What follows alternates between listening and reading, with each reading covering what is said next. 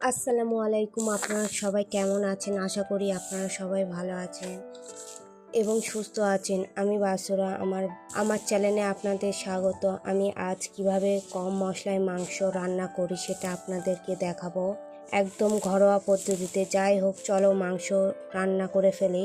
আমি কিন্তু মাংসতে আলু আর ওল ব্যবহার করব। এই রান্নাটা তোমরা সহজে শিখে নিতে পারবে।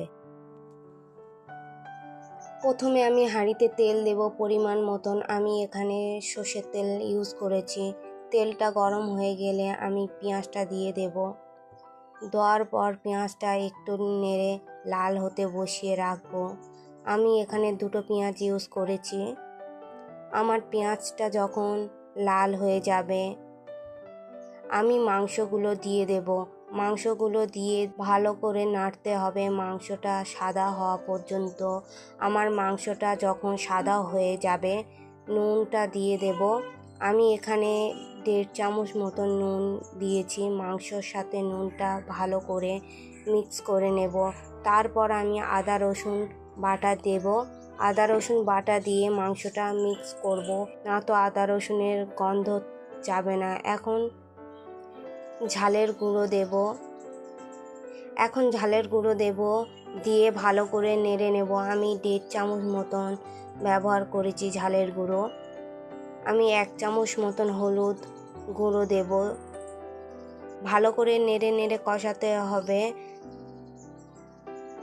যখন ভালো করে কষাবে তত ভালো টেস্ট বাড়বে আর মাংসর ভিতর মশলা যাবে। মাংসটা কিছুক্ষণের জন্য বসিয়ে রাখবো। যতক্ষণ না মাংস থেকে তেল বার হচ্ছে।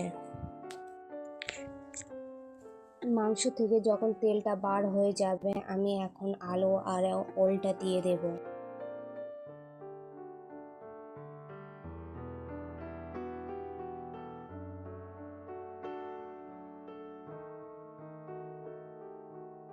দেওয়া হয়ে গেলে ভালো করে মাংসর সাথে সবজিটাকে কষাতে হবে, না তো সবজির কাঁচা গন্ধ থেকে যাবে।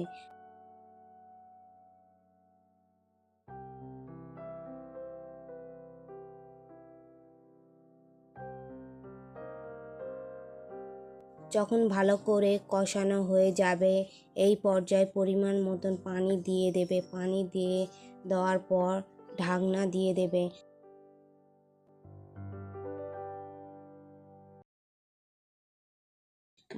পানি যখন অর্ধেক হয়ে যাবে মাংসর ওপরে গরম মশলা দিয়ে নামিয়ে নেবে। গরম ভাতের সাথে একবার খেয়ে দেখুন, খেতে কতটা মজা লাগে।